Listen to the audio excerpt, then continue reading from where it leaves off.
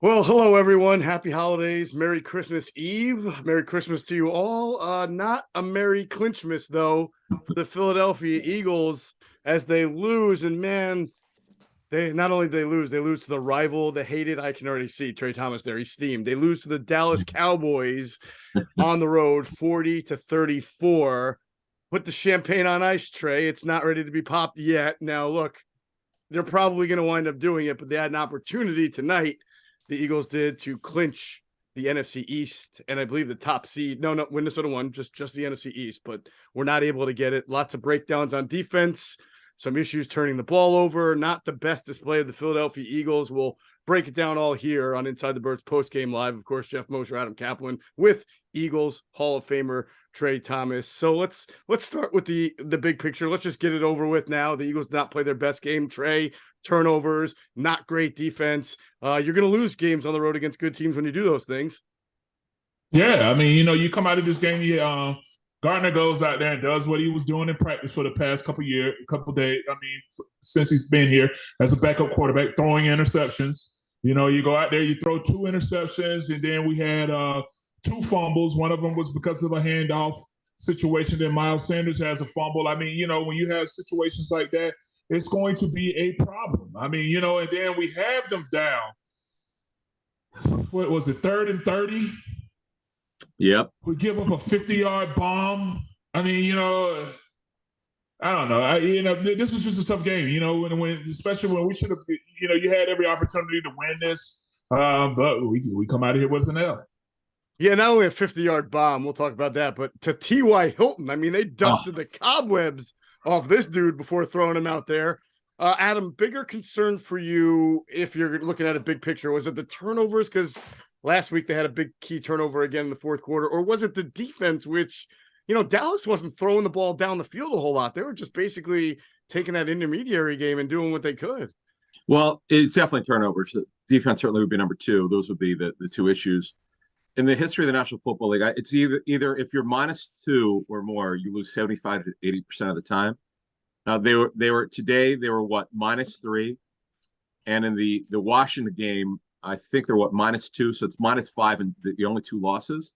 All they had to do, Jeff, just to update the playoff scenarios from the NFL, I just double checked it. All they had to do was win, and they won it all. All they had to do was win and won it, because the scenario was if they win, they win the division and they clinch home field.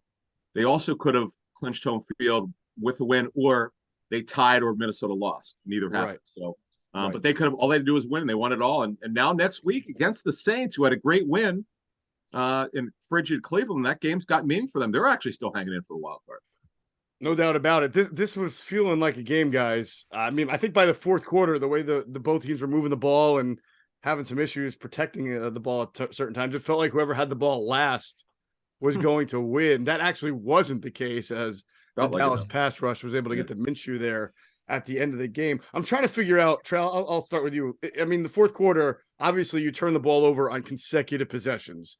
Minshew throws the slant, gets picked off, and then, of course, you see Miles Sanders fumble. Which one of those two represented the turning point? Which one was the dagger? I mean, you could see both of them were, but yeah, I think both of them. I mean, but what the Miles Sanders fumble was, that was, because that's the last one. That was tough. But then you go back and you look at some of the passes, because now I'm not going to sit up here and say like Gardner Minshew just played a terrible game. I mean, he made some really nice throws throughout the game. But there were some throws that were like, look, man, I need you to stop putting so much air under the ball. I mean, there were several throws that could have been turnovers where it looked like, all right, you know what, when you're in practice where it kind of gets you out of that system, because a backup quarterback usually, when you're in practice, you're out there just throwing up balls, help the defense. Defense feels good about it. They get a couple picks. I felt like his balls were kind of like in that same rhythm where he was just flicking them up there. And there was a little too much air on some of those passes.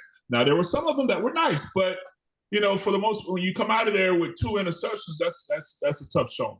Yeah. Yeah, Adam, same thing. I mean, do you feel like I agree with Trey, first of all, because I thought that the interception Minshew threw was actually a pretty good ball takeaway by, was it Deron Bland? I mean, it wasn't like the pass was thrown behind. It wasn't that was a good worst throw, pass in the world. But a timing throw. But the Sanders fumble, that was really just costly. Yeah, two things are there. The Quez got handled in both of those plays. I mean, you can't get muscled out. Yeah. You just can't. It cannot happen. I'm sorry, it's inexcusable. I don't think agree. I've ever seen that before. One is bad enough. Twice. In fact, it's to the point now. If there's a big play in a game going forward in the playoffs, he cannot be the option on third down. He just cannot be. Right. Because I don't trust the guy to out. He got out muscled. That cannot happen. And the Sanders fumble was pathetic. It was a terrible fumble. He has to understand what the situation is. You cannot turn the ball over. You got to secure it. Right. And Mitchell had a good, solid game, but he could have had 4 picks. He had 2. One in the first half, one in the second half also could have been picked off. So that Trey's right. You got to make better decisions with football. In fact, the one where he turned his body, you cannot turn your body in the face of pressure. You just can't do it because you're almost throwing a blind pass. So all that stuff is correctable, no question, but he definitely made mistakes. Overall, it's a solid game. I mean, 355 to fill in there. But it's real simple with this football team. If they don't turn the ball over, they're winning these games. I mean, they have the best roster in the National Football League, best coaching. Just don't turn the ball over. Just be cleaner. Well, let me ask you about that because I know the way things are in Philly, and there's going to be people who bring this up that since losing to Washington, they've really only played, I think, one team that's got a winning record, and that was the Titans. And honestly, now the Titans have a losing record. Remember, at the time, that game was, they're first place in the AFC South. Sure. The Eagles killed them. Well, the Titans really haven't been the same. So I'm sure there's going to be this undercurrent of, you actually played a team with a pretty good team in Dallas, and you didn't look nearly as dominant and you lost compared to every other team you've played since your first loss. So do you guys feel that this loss is just simply a loss, or does it take a little bit of the luster off this team here going down into the stretch? I don't think it takes any luster off of what we've done. You put up 34 points with a backup quarterback. I mean, you put up 34 points, so, it's just that we had too many turnovers. I mean, you come out of this game with 4 turnovers, you're going to lose the game. That's just the reality of it. I thought that, I think that if Jalen Hurts would have played in this game, there's no doubt about it. I think this team would have gone out of here and we would have smashed Dallas. But I mean, I've just felt like, with the way Minshew, I thought that he played a solid game. I think that overall it was good, but I think there were just way too many mistakes and just too many times where he was putting too much air on the ball, where you were putting your receivers in harm's way at times. Sure. Adam, you agree? I mean, the luster is still there for the Eagles. This is just a loss. Yeah, but I think the defense you might have a little concern about, but I'll tell you what, Jonathan Gannon, he's had a great year up to this game. Mm-hmm. You can't be so passive. He didn't call a good game. Let's call it like it is. Mm-hmm. I understand they had mental errors. They made some bad mistakes. We all saw it. Mm-hmm. But my goodness gracious, could you give Prescott more time? Yeah. I mean, he's killing him on 3-step drops. Well, then change it up. You got to change some things up there. They didn't. Whatever they tried didn't work. I put some of this on Gannon. It's the first time I've had some real criticism of him. Last year was easy. Right. This year has been hard because he's done a great job. This is not a good game for him. Let's call it like it is. Fair enough. Definitely. And I think as we get down the stretch when they play, especially in the playoffs, they have to face some teams that can move the ball. Dallas is not a prolific offense. I mean, they score a lot of points, but lately, I know they're among the top leaders in points scored. A lot of that was from the 50-point game they had against Chicago, where there were a bunch of turnovers from the Bears, and then earlier in the year. But the last 5, 6, 7 weeks, they haven't been that prolific. But today, they were able to move the ball pretty well, and we'll go through some of that when we talk about the Eagles defense. All right, so let's go take it from an offensive standpoint, because I agree with Trey. I think if Jalen Hurts starts this game, it's completely different. You probably don't see the same number of turnovers, and the way the Eagles move the ball themselves, especially through the air, which we expected them to come out doing even with Gardner Minshew, they had their way. By the way, they completed over 60% on third down and were 2 for 2 on fourth down. So in high leverage situations, they're converting at a 65 to 70% clip. Of course, not the last drive of the game when they really needed it, but throughout most of the game, they moved the ball well. Trey, were you surprised that they moved the ball that well? Did you think that this was the way they were going to come out with their plan of attack, mostly thrown? Well, I knew that, because going into the game, I just go back to the preseason games or the limited amount of times that you've seen Gardner Minshew, and I knew that this offense was going to go in there and they were going to come in and just give him a kind of a different game plan. They still were going to throw. There's still a zone read offense. It is what it is. I mean, they're not going to retool the entire offense for him, but I knew that he had the ability, because you still have those weapons out there at receiver, that he could get the ball to him. I just felt that at times, it was just the way he was throwing it. It just seemed like it was off balance. Too much air under the ball at times. You know, the receivers really having to catch the high point the ball when they really didn't need to. It seems like there would be times when Jalen Hurts throws that pass, those guys are running after that catch, you know, not falling to the ground because you got to go up and make the spectacular catch, you know, and that's just how I saw it. I thought that Gardner had the tools out there to move the ball. I think that when you have a backup quarterback, usually the ball is going to come out a lot quicker because he's not going to be that athletic. He's not going to do all the running around. So I expected him to move the ball, just all the turnovers. How about the running? The one thing the Eagles didn't do well, Adam, was run, and this was a Dallas team that doesn't stop the run real well. Do you think that that's a byproduct of, again, not Jalen Hurts is not there, so they don't have to defend? You can run the zone read, but they're not worried about Minshew pulling the ball and going around tackle for 15, 20 yards. No, because remember that the first game, they put Parsons in conflict. He was a non-factor in the first matchup. Right. With the RPOs. They got him badly. They had a great game plan. This one, without Hurts, you just play them differently. It's just a different deal. Minshew's a scrambler. He's not a runner. Right. That was impactful. Dallas got after it. You know, they were getting housed a little bit, and then they brought the heat at times in the first half. This is a game. Look, the Eagles should not have lost this game. You turn it over, as Trey said, you're going to lose. But it's not like Dallas stopped them. In fact, I agree with Trey. If Hurts plays, he'd probably score over 50. Dallas's defense, like, I know they've been scoring like crazy lately. Some of it's because they've been giving up points. Now the Colts turn the ball over like a ton of times. You know, they scored 54, but let's face it, the Colts turn it over four straight possessions. The Vikings game, that was the one when the Vikings had the crazy win at Buffalo, and they were shot emotionally, and Dallas crushed them. I don't think Dallas is as good as we probably thought they were earlier this season. Yeah. And the Eagles obviously handled them earlier this season. It's real simple. Eagles are the best team in football. If they don't turn it over, it's going to be hard for them to lose. They have the better team. They have the better roster. But again, when you turn it over like this in the two games they lost, it's very obvious. And some are unforced errors, another thing. Yes. Sanders, on him. Okay? That's on him. Quez Watkins gets out-muscled twice. On him. These things can't happen. Right. No, absolutely. If the Eagles had won, I think the big hero of the game absolutely would have been Devontae Smith, who has really been coming on as of late, and he made some ridiculous catches, including a little fingertips one on the last drive, which made me think that they were actually going to win that game because anything that they were throwing to him was glue. Trey, he went over 1,000 yards with that, 113 yards and 8 catches and 2 touchdowns. So you got 2,000-yard receivers on this offense. There's something different about him. He's a different cat. I haven't seen too many receivers with that build be able to do what he does. Yeah, he is everything. I mean, he's an amazing player. I mean, just some of the stuff that he can do, some of those sideline catches that he makes. I mean, you know, it's just ridiculous. His body control, his ability to catch the ball in traffic, too high pointed. And I mean, you know, he is an extremely exceptional athlete out there at receiver. And I mean, he deserves that 1,000+ yards. I mean, when you got AJ Brown and Devontae Smith out there with over 1,000 yards, and then you have Miles Sanders as 1,000 yards rusher. I mean, this offense is absolutely ridiculous.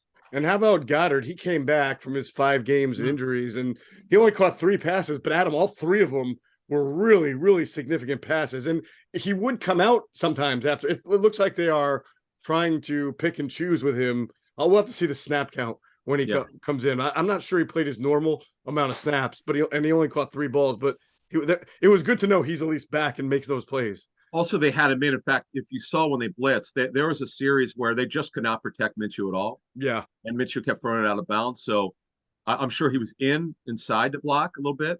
And also, don't forget, Lane Johnson got hurt late. So we'll have to see what that injury is. He couldn't return. Right. And then obviously the big story, which we didn't touch on, is the Maddox injury. That was a major problem for them. They can never overcome it.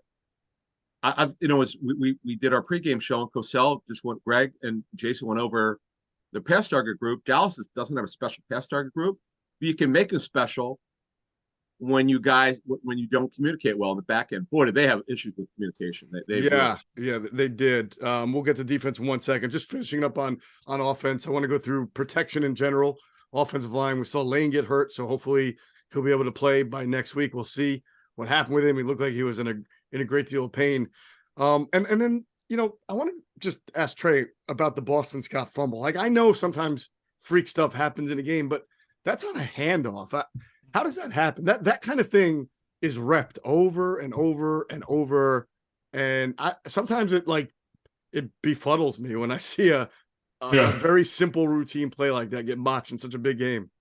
Well, because it's the zone read offense. So it's always, all right, hey, I might pull it out. Right. So, and that was always the situation. But to me, it didn't even look like that was a pull-out situation. It seemed like Boston Scott just didn't really get his hands on the ball. And then there you go. Because, I mean, with what you have in Gardner back there, you should know there is no zone read. He's handing the ball off. So just go ahead and take it. He's not, if he's going to pull it, he's not even going to really put it in your chest like that. The two have to pull it. Just go ahead and just take the ball. He's gone. Right. Now, Dallas had some disruptive plays, Trey, but no sacks, 2 tackles for a loss. In general, do you feel like the offensive line did its job for the most part, or were you see some areas where you didn't like? I mean, of course, there were some breakdowns in protection. I felt like Jordan Mailata got beat inside a couple times. Yeah. I think Michael Parsons, he was just kind of like, he made it kind of his mission to beat Jordan, I guess, because of the little, conversation. Everybody listens to what everybody says on Twitter or whatever. So, he was like, you know what, I'm not going to the other side. I want to sit up here and line up over you. And he beat Jordan inside a couple times, and it is what it is. And you should expect that at times because you're on silent count. You have to look at the center. So you're looking at the center, waiting on Kelsey's head motion. Once the ball snapped, now you have to find the defensive end on the fly. Usually 9 times out of 10, you overset. And that's exactly what he did. He overset. Parsons took him inside, and then there you go. That starts the problem. Sounds like it'll be a blue Christmas for Jordan Mailata, fellas. Mailata. Oh, come on. That was good, right? Did he sing that on the album? I got it. Yeah, it was He didn't sing that? All right. Anyway, let's move on. We will talk about the Eagles defense in a second. We want to first take a break and hear from our friends at Ocean Casino. Sky Motor Cars in Westchester is a different sort of dealership. All it takes is one look at their Highline pre-owned vehicles that people all over the country want and need. Owner Brett Schulter makes sure you don't spend a dime of your money before you purchase the car. Sky Motor Cars allows you to make all the decisions regarding your next vehicle. At Sky Motor Cars, you never have to spend more than necessary. Visit SkyMotorCars.com today or call 610-918-7225. All right, my bad on that. Those were our friends at Ocean. That was actually our friends at Sky Motor Cars, and we wish them all a Merry Christmas, Happy Hanukkah as well. And man, if you go to Sky Motor Cars out there in Westchester, PA, make sure you tell them Adam and Jeff or Trey sent you, and you will get a great deal. So you, Adam, nailed it on the head. This team, and look, they've had to play a lot this year without Avonte Maddox because he had an injury and he was on IR, and they've had to play without CJ Gardner-Johnson for a while because he's been on IR, and they've managed to overcome them because they have given up some plays in the slot in that area. But today they were not able to overcome them. I mean, it looked like Dallas was going to throw to Lamb, clearly who's their interior receiver a lot, and they were going to try to exploit that matchup as much as possible. Yeah, and they move Lamb a lot. He's a slot motion, outside backs motion to the slot, line up inside, then motion to the outside. It seemed like he got open. It wasn't like someone was near him. He got wide open way too much. Gallup was actually a factor a little bit. As you said earlier, though, it wasn't like other than the crazy play to T.Y. Hilton, 3rd and 30, which never should have happened. It was a really intermediate passing game. That's really what it was. But the problem was those intermediate passes. These guys were wide open. Schultz got him a little bit. Pollard was very impactful. That was bad. Look, this is a bad defensive effort. This is not like this football team. Yeah. It's all correctable, but this is, to me, I'd be embarrassed by what happened. If I'm the defensive players who are very prideful, it was bad. They played poorly on defense. There were some blown coverages too, which we haven't really seen a lot, but I think it was the first or second touchdown where Slay carried the guy inside way too long and let I guess it was Lamb get open down the sideline. That was more surprising. Sometimes you're going to get beat, but Trey, we haven't really seen too many blown assignments by the secondary. And again, maybe that's a function of Maddox coming out, Josiah Scott slot, then Josiah Scott's playing safety. Reed Blankenship was out. Now he's back in. Does that kind of make it difficult for the communication to be manifested every weekend? Yeah, absolutely. Because especially when you're talking about the secondary, I mean, it's just like the offensive line. Right. Everything is dependent on spacing and you being where you're supposed to be, and some of the stuff has to be unspoken. And you just have to have a feel for where the other person is going to be. And when you start having different bodies moving in and out of there, it does make it a lot more difficult. Now, there were times that I felt like, all right, are they playing not to get hurt?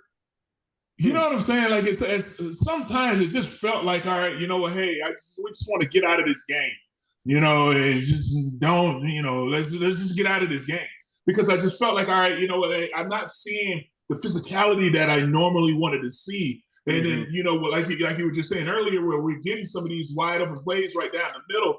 What's going on here? What are we doing? Are we preserving ourselves? Like, are we trying to just do what we can just to get out of this? Or are we going to go out here and put our best foot forward? Yeah. Well, is there anything you think, aside from the physicality, anything you think Gannon should have done better schematically to eliminate a lot of that intermediary passing game? They left so many guys. They had free releases all game. That was the problem. I know they're not a big press team. But my goodness gracious, you got to adjust during the game. If it's not working, and it's funny. I look at the numbers. I go, 6 sacks. You could have fooled me. It seemed like 1. Right. They hit Prescott 9 times, had 6 sacks, but it was, talk about inconsequential stats. They were completely useless. Those numbers didn't mean anything. Yeah. They had some flash plays in this game. There's no question. Sweat's interception was amazing for a touchdown. Yeah. But defensively, as the game went on, I thought the OC for the Cowboys, Kellen Moore, called a masterful game. He really played. Yeah, I agree. I agree with you on the pass rush. It was there numerically, statistically, but I thought it took too long to get going. I mean, fourth quarter, they did have some big stops. I mean, Dallas had to settle for some field goals when they were trying to get touchdowns, because I thought maybe they were starting to play a little bit more line games. Early, I was watching. It seemed like in the first quarter, second quarter, we didn't see as much of the stunting and line movement that we had seen the last few weeks. And I would just love to know the philosophy behind that in the class. Like when are certain weeks you're going to do that, when you're not? Yeah. I guess sometimes when you're facing a mobile quarterback, you don't want to do that too much and get him outside the pocket. But sometimes that's good for keeping a guy inside the pocket when you're running those ET stunts. That's true. Well, one thing I would add, though, and I'll defend the defense in one way, because they kept turning it over, you're giving the defense a short field. It's hard on they call it the sudden change, the coaches call it. It's hard when you're working on a shorter field. It's just hard for the defense. I give them, they had some good plays on sometimes when they were put in a tough spot, they had some good plays, but overall, though, way too many easy plays for Dallas's receivers. And I mean, Jake Ferguson has a big play. He only caught one pass.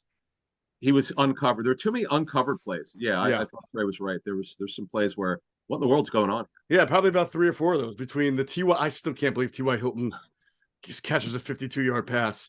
And by the way, I mean, Josiah Scott was about as late as you can be. I mean, that pass could have been broken up. It was in the air for quite a long time. Like you said, the one from Ferguson, the touchdown where Slade sort of let him go. This was an uncharacteristic number of balls in the air against the Eagles defense for longer than we're used to seeing. Maybe just, I don't know, you cough it up to one of those games, but I wonder, Trey, does this give you concern for when they do get to the playoffs and they face a team that has a good run pass, a good marriage, whether it's the 49ers, whether it's another team that can run whether it could be Dallas again? Yeah, no, I don't think it causes, I think that this team they're playing to get into the playoffs. You know what I'm saying? Like, this game was, I know this was a tough game. This was a tough game for the tough pill to swallow, because you should have won this game. But I think the effort in this game was more of, all right, let's just get out of this game. You know what I'm saying? Let's get out of this game so that we can be ready to move on to the playoffs, and then we get back, catch on fire again. But I think now, we want to come out of here and get this win so that we can lock down everything. But now you got to go and do it against New Orleans.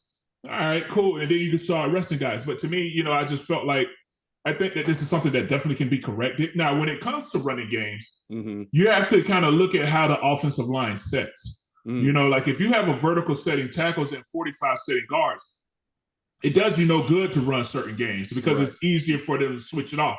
So you'd have to watch the all 22 to see, all right, you know, now I did see a couple times where they ran some ETs where you saw the Fletcher Cox looping out a couple times, just a handful of times, but it wasn't as effective because I think that this offensive line is is a pretty solid group. Well, that's another part that we really didn't discuss, that this is probably, I don't know, it's probably the best offensive line the Eagles have faced since the first time they faced Dallas. And then obviously Tyron Smith is back for them, so they're even a little bit better at that spot. But again, that's another thing, Adam, right? You get into the playoffs, you're going to see teams that are a little bit more, they got better weapons, better quarterbacks, and of course, better offensive lines. Yeah, I mean, look, if you look at the teams they could face, they already faced Minnesota. They dominated them. I understand Minnesota's played a lot better since then, but they don't have a very good secondary. Right. The Eagles are clearly much better than Minnesota. Yeah. The team that would worry me, just because they're so well coached, their defense is probably the best defense in football, is the Niners. Right. Now, obviously, they're playing with Brock Purdy, but he continues to win. He had actually a pretty good game against a good Washington defense. The rest of it, Giants are subpar. Washington, I know the Eagles beat them. They crushed them in Washington. The Eagles, turned the ball over a lot, lost. The one team I would worry about would be the Niners. They're pretty good. They're well coached, good schemes. Yep. Pretty good offensive line. That would be a fun game, and obviously that's most likely going to be here in Philly if it gets that far. Right. But yeah, I think it's a fair point. Look, you do what but the thing is, it's real simple. You can lose to a college team if you turn the ball over like this, lose to anybody. Correct. You can't turn the ball over. Absolutely correct. All right, we'll tie up just a few loose ends in a second. First, I want to tell you to go get your game on at the Gallery Bar Book and Games in Ocean Casino Resort this football season. Cheers your favorite drinks while cheering on your favorite team. Get in on a parlay while you're in the middle of a party. Go for the sports scene. Go for the endless screens. Go to the Gallery. Go to Ocean. Go for the win. For more information, visit theoceanac.com. Must be 21 or older. Gambling problem? Call 1-800-GAMBLER. All right. Well, you know what? It's easy to, you move on to week league. You got New Orleans coming up, and then the season finale after that against the Giants, I believe, right? Yep. All right. So 2 games, and obviously New Orleans will give them their next chance to clinch, maybe even clinch the number 1 seed. And of course, you beat the Saints. That helps your draft spot as well. Yeah, Trey, how because the Eagles have the Saints pick. Trey, it's Dallas though. Does this get flushed easily? Like, is the plane ride home suck? It's Christmas Eve. I mean, is this one harder to? Yeah, it sucks. I mean, because you lose. No one plays this game to lose. You always want to go out there and win. But I mean, it sucks. You're gonna have to get past it. All right, hey, let's move on. I mean, because just look at how that fumble affected Miles Sanders, man. You can see that really bothered him to have that for him to fumble that. So I think that all these guys are competitors. They want to come out of here and win. You don't want this hanging over you, especially when when the season starts. Everybody's all like, as long as you beat Dallas, you're good. Then you come out of there and you lose this game with all the trash talking that's been going on back and forth. You walk out of there with a loss. It's tough, but you're going to have to move past and get ready for the Saints. Adam, any of the injuries today you might be concerned about more so than usual? We have to get information. Lane Johnson, look, they're both equal. I mean, they're majorly impactful. Lane Johnson, arguably the best tackle in the league. It's either he or Trent Williams in terms of tackles. And then, of course, Maddox. Remember I texted you when it happened on Max. I said, this is a major problem. Yeah. It never got any better. Josiah Scott, he tries hard. He's just look, I understand most teams aren't going to have a good backup slot. I get that. It's a problem. And also, here's another one for you. Not having C.J. Gardner-Johnson, that's another one because he could also play the slot. That's really what he was with the Saints. Right. That's another one. We haven't really talked about that lately. That's another one because we don't know. He's eligible to come back next week, but we have not heard an update on that on terms of how much the healing is on the lacerated kidney. I know that when players have lacerated kidneys, they continue to get updates to see the degree of healing. Right. You had the note earlier this week, and I know you updated it again on Hurts. It's not just their right shoulder sprain. He's got an issue, I think, collarbone-ish, that area? Yeah, in that area, yes. Yeah. So it's more than just a minor sprain, as we know. So we will it seemed unlikely based on what we're here that he can play against New Orleans, but it's not I'm sure it won't be ruled out until at least they get a few days of practice in, and we'll see what happens there. But as we saw today, I mean, the Eagles can move the ball up and down the field, even without Jalen Hurts. But yes, obviously have to protect the football and their fans. Well, you got to wait one more week for the clinch. So sorry the Eagles couldn't do it for you on Christmas. No clinchmas, but good things come to those who wait, I've been told. That we're not going to make you wait any longer. This has been a great show. I hope everybody has a great rest of the holiday season and Merry Christmas tomorrow or whenever you listen to this. And we'll be back with our next Inside the Birds podcast. Our film review will be Wednesday in the morning. So for that, for Trey Thomas, for Adam Caplan, I'm Geoff Mosher. Everybody, thanks for watching Inside the Birds Postgame Live.